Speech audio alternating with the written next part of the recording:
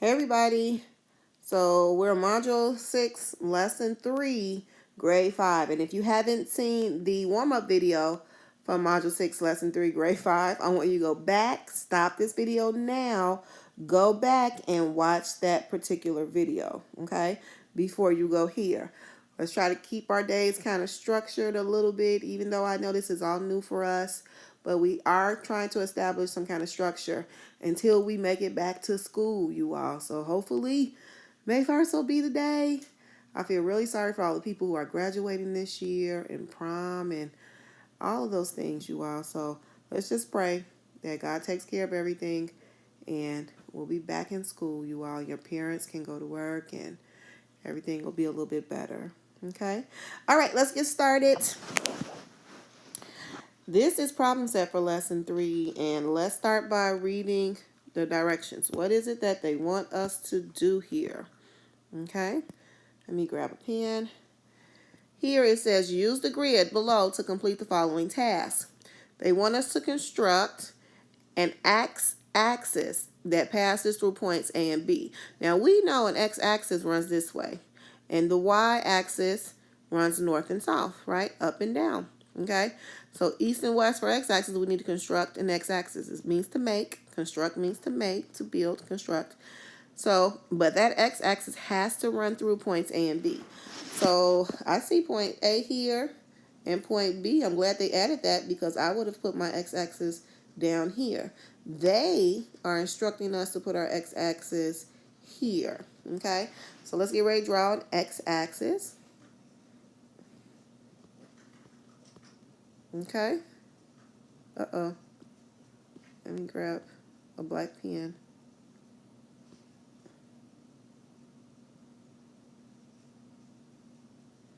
And you know we're going to label this X for x-axis, right? Now the next instruction says construct a perpendicular y-axis that passes through points C and F. We know that perpendicular forms that 90-degree, but it usually passes through the other line. Okay, so let me erase that. And let's construct our line. Our y-axis has to run through C and F. If it didn't, I would have put the y-axis there, so I'm glad they said it. Okay, so y-axis here.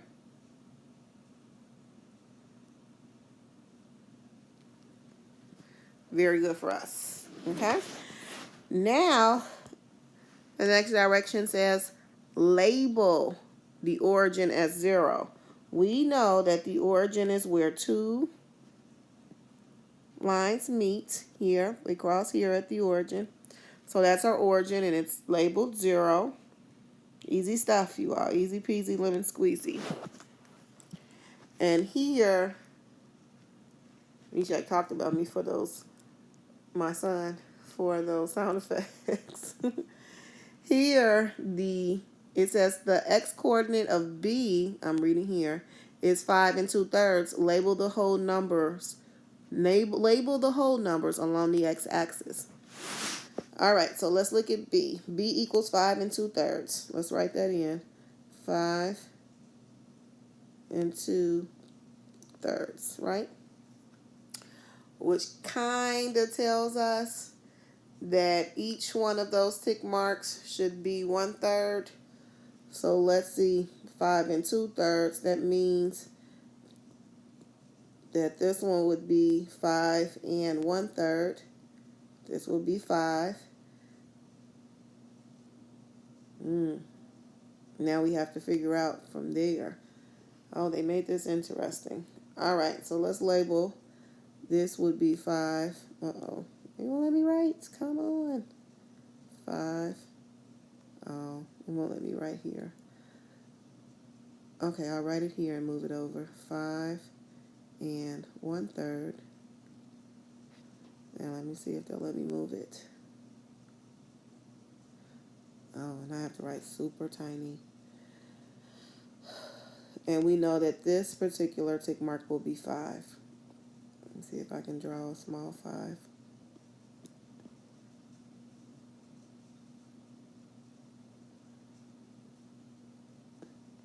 and I'll move that 5 over. Okay. All right, so we know that that's 5, and let me change the color for the whole numbers. We'll make the whole numbers blue. That's 5.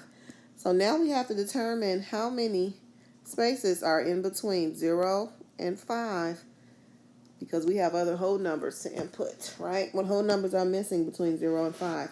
We're missing 1, we're missing 2, we're missing 3, and 4, okay? So let's count our tick marks or our spaces here. 1, 2, 3, 4, 5, 6, 7, 8, 9, 10, 11, 12, 13, 14, 15. So from 0 to 5, I have 15 spaces. 15 divided by 5. 15 divided by 5 equals 3. So there's 3 spaces between each whole number. Okay? So let's go in and input our whole numbers. So we made the whole number blue, so let's use that. So I'm going to count 3 spaces over. 1, 2, 3. This should be the first whole number, which is 1. If I count 3 more spaces, 1, 2, 3, or 3 tick marks, this should be the second whole number, which is 2. Now let's count 3 more. 1, 2, 3, because we determined that when we divided the number of spaces by the whole number that was there, 5, we got 3. So we determined that there's 3 tick marks or 3 spaces in between each whole number. So this one would be 3. Now let's keep going. 1, 2, 3. This should be 4. And then let's count just to make sure. 1, 2, 3. And then that's 5. Good. And if we count 3 more, 1, 2, 3, this one would be 6.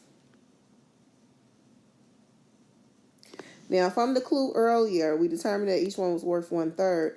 And then this kind of proves that because there are 3 spaces that make up the whole number. There's 3 spaces before you get to the whole number. So we can understand that each one of these tick marks has a value of 1/3. And I'm going to put that there just so that we remember. This would be 1/3. This one would be 2/3. And we know 3/3 equals 1, right? So there's a value of 1/3. So we've completed the tick marks or the values and whole numbers for our x-axis, right? Let's see what they say for the y. The next directive says the y-coordinate of C equals 5 and 1/3. Label the whole numbers along the y-axis, okay? So C equals 5 and 1/3. This is C. I'm going to label it 5 and 1/3, okay? So that kind of tells us that each one of those tick marks is worth 1/3, just like on the x-axis, okay? So let's go ahead and we have to do the same thing that we did on the x-axis, but let's count and make sure we have the right number of tick marks. So here's 0. We're going to go 1, 2, 3, 4, 5, 6, 7, 8, 9, 10, 11, 12, 13, 14, 15. Uh-oh, that one says 16. Let me make sure we count it the right way at the bottom here. 1, 1, 2, 3, 4, 5, 6, 7, 8, 9, 11,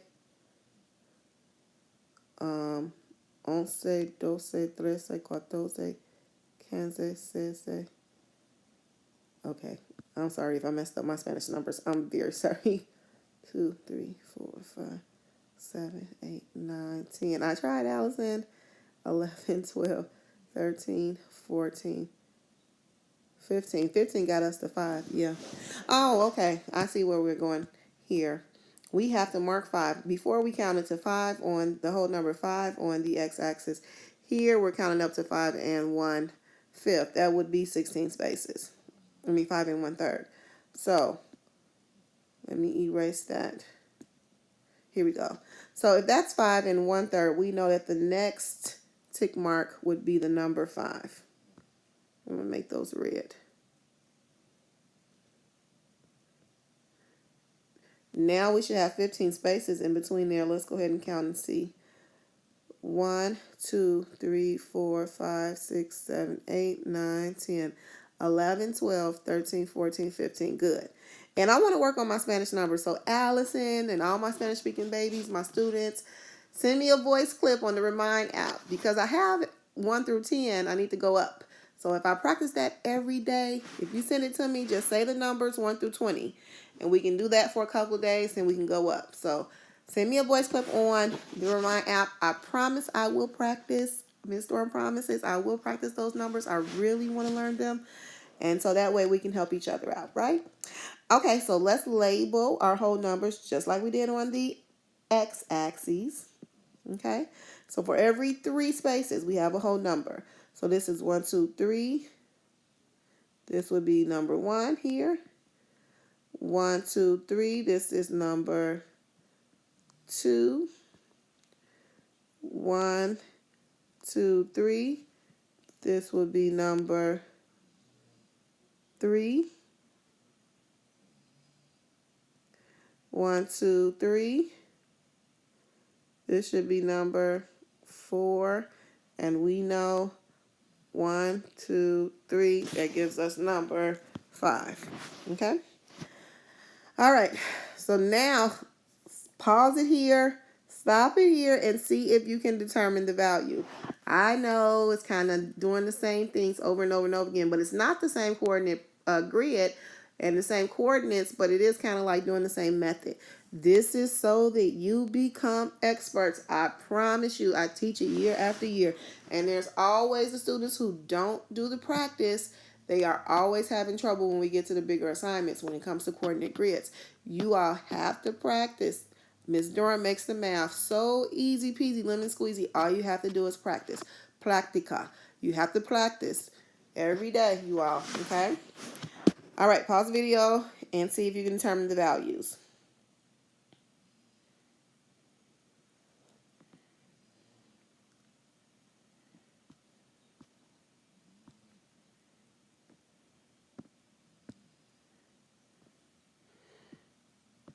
All right, you're back? Very good. Let's go in and determine the value of A. So we know that A sits on the x-axis. That means going this way. The x-axis, it sits on the number 1. And on the y-axis, it did not move up. A did not move up the y-axis at all. It sits on the number 0. Okay? And let me explain something. All of these lines are y as they go up. Okay? All of these lines are considered x because they move in the same direction as x. Okay? So if the coordinate moves this way, it's moving on the x-axis. If the coordinate moves this way on any one of those lines, it's moving on the y-axis. Okay? Let's go to M.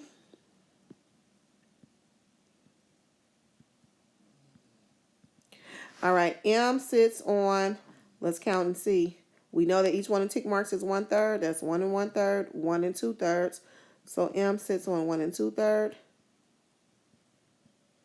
for the coordinate for x-axis. And then for y, M sits on 1/3, 2/3 for the y-axis. Okay. Let's look at J. For J, M sits on 3 1/3 for the x-axis. And then for Y, M sits on, not M, J sits on 1/3. All right, Ms. Durham's going to speed up a little bit. Let's go to I. Now, if I'm going too fast, pause the video and see if you can determine your coordinate pairs, the value of your coordinate pairs, or if you need help and assistance, watch each part and then stop so you can copy it down on your paper, okay? So I'm gonna do I. We're gonna do that together. After I write it, you all stop and write it on your paper, record it on your paper if you need that type of assistance. If not, some students are gonna pause it, Hey everybody, shout out to Devea, shout out to Nancy, shout out to Alexia. Some students are, and shout out to Julian. Some students are going to pause it and do all of the problems and then come back and look and make sure they have the correct answers. Some students may need to look at me do a few of them first, and then they pretty much have it. They'll be able to pause it and do the rest. And then some students, we may have to do them all together. It's okay, as long as at the end you know how to do coordinate pairing, plotting coordinate pairing. So it's all right. We're all different, but we all can learn, okay? So let's look at I. I sits on 3 1/3 because here I have 3 and it's only one tick mark over. We know each tick mark is worth 1/3. So I sits on 3 1/3 for the x-axis. And then for the y-axis, I sits on 1 1/3, 1 2/3. Okay, this is 1 1/3. This would be 1 2/3. So I sits on 1 2/3 for the y-axis. All right, let's move on to K. And I kind of want to change colors. Let's go to green. Okay, for the x-axis, y sits on 5 1/3. And then for the y-axis, not y, K. For the y-axis, K sits on 2 2/3. Okay, let me show you why. Over here, right below is 2. The first one will be 2 1/3, and this one is 2 2/3. So here's 2. This will be 2 1/3. This one is 2 2/3. Let's go to H.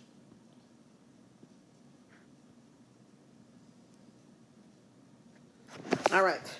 For the x-axis, H sits on 3 1/3. A lot of them are sitting on 3 1/3 on the x. And then for y, it's sitting just like K on 2 2/3. All right, let's move on to E.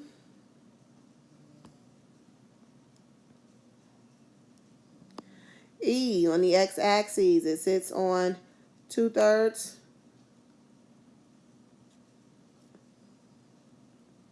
And then on the y-axis, E sits on 2 2/3.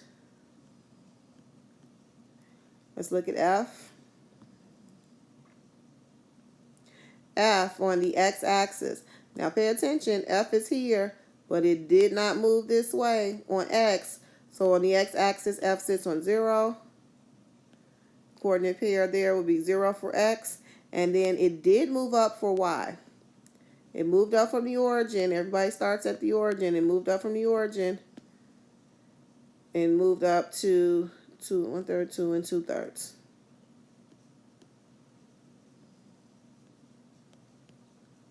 All right, let's move on. Let's go to G.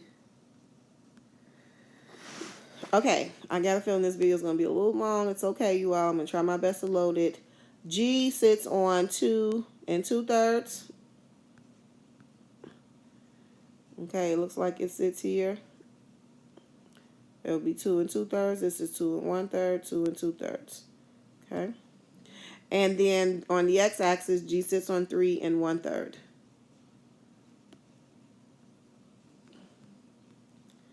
All right, I'm moving on to L. On the x-axis, L sits on 5. And on the y-axis, L sits on 5. The coordinate pair there is 5 and 5. Let's move to D. D, on the x-axis, it sits on 3 1/3. And on the y-axis, 5. That's that coordinate pair. I'm speeding up because we have to go a little faster. Ms. Durham, with the loading, it takes a long time to load the videos, you all. Let's look at N. N sits on 5 2/3. That's for Y. I'm sorry. Let me see if I can erase that. And then for X, N sits on, X should always go first, okay? X should always go first. N sits on 2. Last one here, C. All right. I'm going to explain it one more time. C does not move this way on the x-axis. So C just sits on the line. That means that the coordinate for x-axis for C would be 0. But it did move up from the 0, from the origin, right? It moved up to 5 and 1/3. So those coordinate pairs for C would be 0 and 5 and 1/3. All right, you. I'm very glad we finished that. Okay, let's move on to page 2 for the problem set.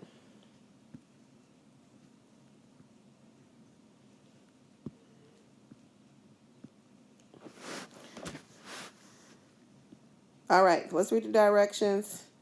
This says, for all the following problems,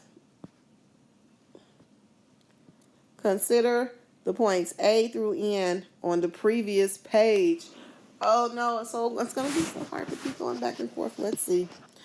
Identify all the points that have an x coordinate of 3 and 1/3. So let's go back and see which points have an x coordinate of 3 and 1/3. Okay. Maybe easier for you all to look and see. You don't have to keep going switching back in pages. 3 and 1/3.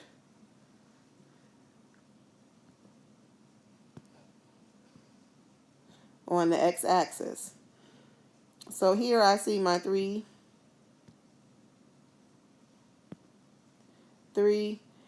We know that this is 3, and the first one would be 3 and 1/3. So we have J, I, H, and D. Okay, so I'm going to go back. And the answer here will be J, I, H, and D. Go ahead, take a screenshot or pause it here.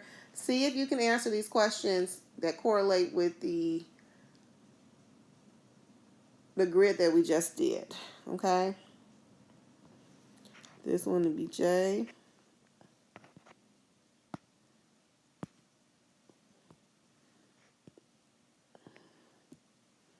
J, I, H, and then D.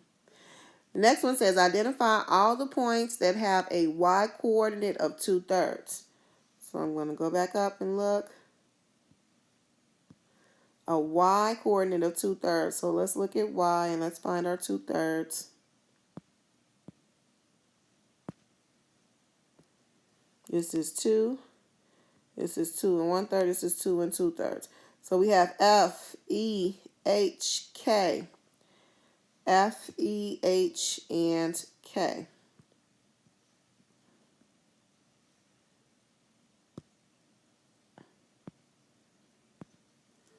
All right, I'll write it. F, E, H, and K.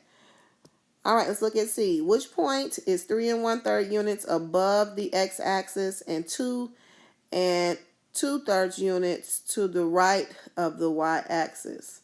Oh, so they kind of switched it. This really means, let me see if I can write it. 2 and 2/3 units to the right. We know that if anything moves to the right on the coordinate grid, it's moving along the x-axis. So that really means 2 and 2/3 for the x-coordinate, and things that move up are really sitting on the y-axis, and that's 3 and 1/3 on the y-axis. So they want to know which point, which letter has the coordinate of 2 and 2/3 and 3 and 1/3. So let me go back and see. 2 and 2/3 and 3 and 1/3. 2 and 2/3 on the x, 3 and 1/3 on the y. So this is 2 and 1/3 here, and 3 and 1/3 there. No, 3 and 2 and 3 2/3 here, and 3 and 1/3 there. So that's G. I could have just looked at the numbers here. Okay, that's G. So let me go back. Boo way.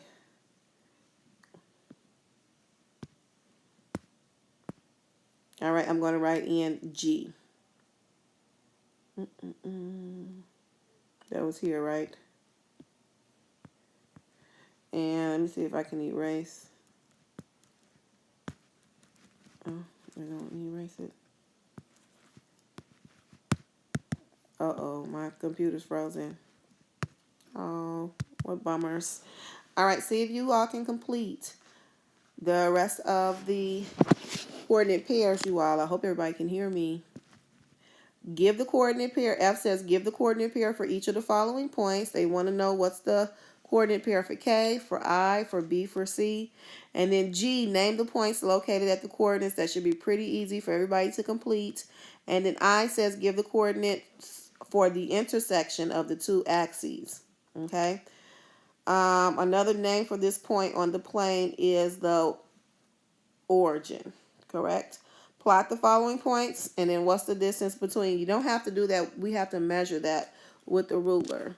You can guess if you wanted to, but you don't have to do that part. All right, since the computer is kind of frozen there, I'm going to stop there, send this particular video, and then I'll send a screenshot of the homework assignment and the exit ticket. All right, see everybody. Sorry about the faux pas with the internet, but that's something Miss Durham can't control. I do miss everybody. I thought about posting some pictures on Class Dojo just so you all can remember our wonderful classroom. Bye, everybody.